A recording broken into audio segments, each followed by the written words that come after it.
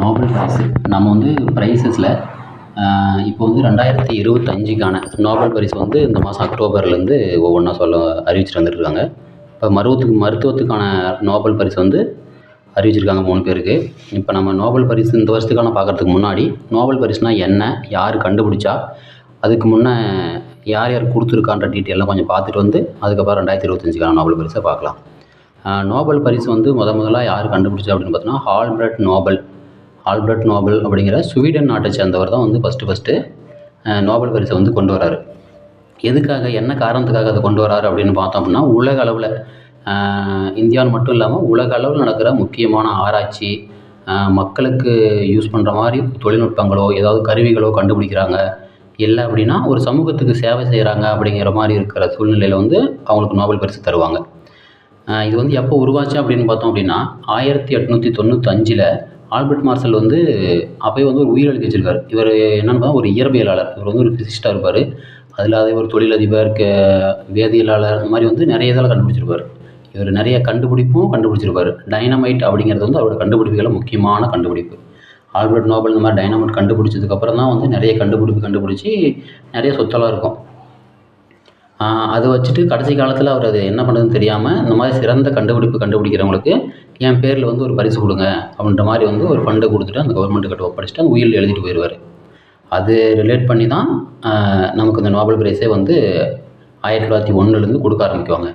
இவர் அப்போ எழுதி வச்ச உயிரில் வந்து ஒரு 5 துறைக்கு வந்து நோபல் பரிசு கொடுங்க அப்படின்ட்டு வந்து எழுதி வச்சிருப்பார். என்ன துறை அப்படின்னு பார்த்தா, இயற்பியல், வேதியியல், மருத்துவம், அப்படின்னா உடல் இயங்கியல், அப்படின்னா இலக்கியம், அமைதி, இந்த 5யும் வந்து ஃபஸ்ட்டே சொல்லியிருப்பாப்புல. அவர் உயிரில் எழுதும் போதே இந்த 5 துறைக்கு வந்து என் பேரில் நோபல் பரிசு கொடுக்கலாம் அப்படின்னு உயிரில் எழுதி வச்சுருப்பாப்புல.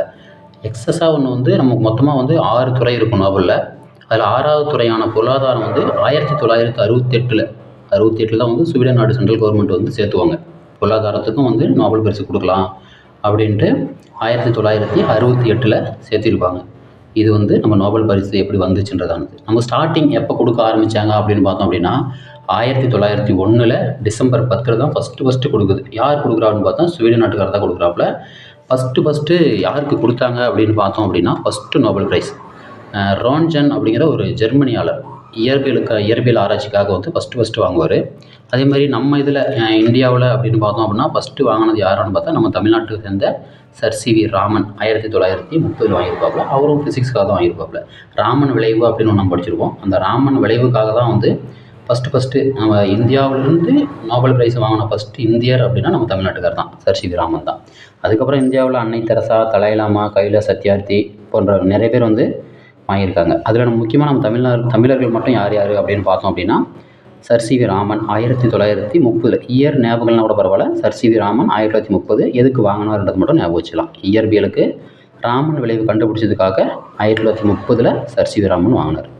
ரெண்டாவது வந்து 1983 அவரும் ஃபிசிக்ஸ் தான் வாங்கியிருப்பார். யார் அப்படின்னு பார்த்தா எஸ் சந்திரசேகர் அப்படிங்கிறவர் இயற்பியலுக்காக தான் வாங்கியிருப்பார். அவர் பேர்லேயே ஒரு விளைவு சந்திரசேகர் விளைவு அப்படின்றதுக்காக 1983 வாங்கியிருப்பார்.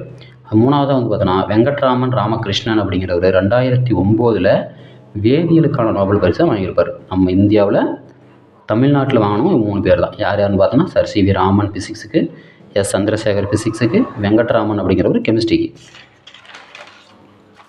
நம்ம இதுக்கு முன்னாடி என்னென்னா, அந்த ஸ்வீடன் நாட்டில் கொடுக்குறாங்க அப்படின்னு தெரியும். அதனுடைய தலைமை இடம் என்ன அப்படின்னு தெரிஞ்சு வச்சுக்கிறோம். ஸ்வீடன் நாட்டில் அதோட தலைநகரான ஸ்டாக்ஹோமில் தான் வந்து இந்த நோபல் ப்ரைஸ் அப்படிங்கிறத வந்து கொடுக்குற இடம் வந்து ஸ்டாக்ஹோம் தான். ஸ்வீடன் நாட்டை சேர்ந்த ஸ்டாக்ஹோம். நம்ம மொத்தமாக 6 துறைக்கான நோபல் பரிசு கொடுக்குறாங்க அப்படின்னு தெரியும்.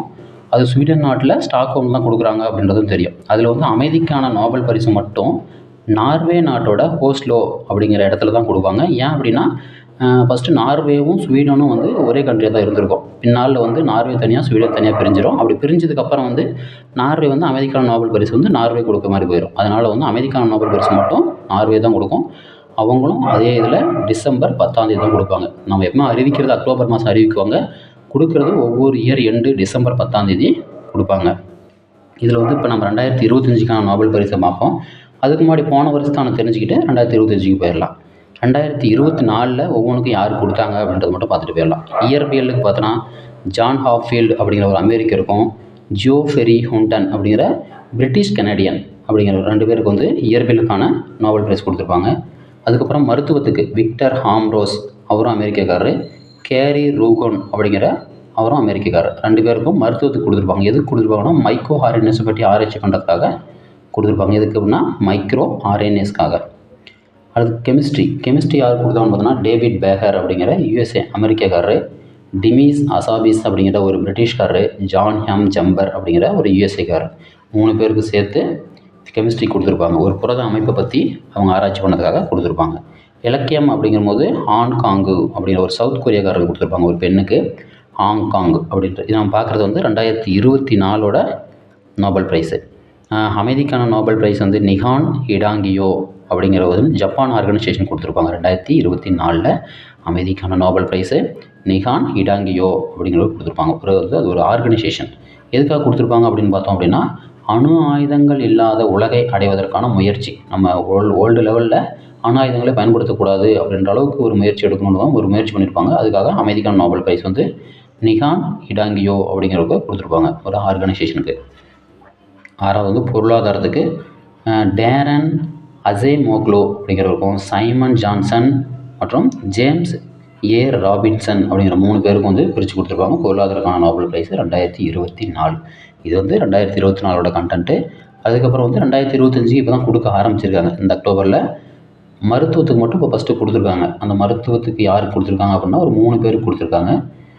யார் அப்படின்னு பார்த்தோன்னா யூஎஸ்ஏவிலேருந்து 2 பேரும், ஜப்பான்லேருந்து ஒருத்தரும். யூஎஸ்ஏக்கார யார் 2 பேரும் பார்த்தோன்னா பிரெட் ராம்ஸ்டெல் அப்படிங்கிறவரும், யூஎஸ்ஏவில் இன்னொரு யாருன்னா மேரிஹி பிரான்கோ அப்படிங்கிற 2 பேருக்கு. அதுக்கப்புறம் ஜப்பான்லேருந்து ஹீமோன் சாககுச்சி அப்படிங்கிற ஜப்பானியருக்கும் கொடுத்துருப்பாங்க. எதுக்கு அப்படின்னு இந்த மெடிக்கலுக்கு இவங்களுக்கு கொடுத்தாங்க அந்த நோபல் ப்ரைஸ் அப்படின்னு பார்த்தா மனித உடலில் நோய் எதிர்ப்பு தாங்கும் திறன் தொடர்பான ஆய்வு. நம்ம உடம்புல இருக்கிற நோய் எதிர்ப்பு சக்தியை வச்சு ஆராய்ச்சி பண்ணதுக்காக வந்து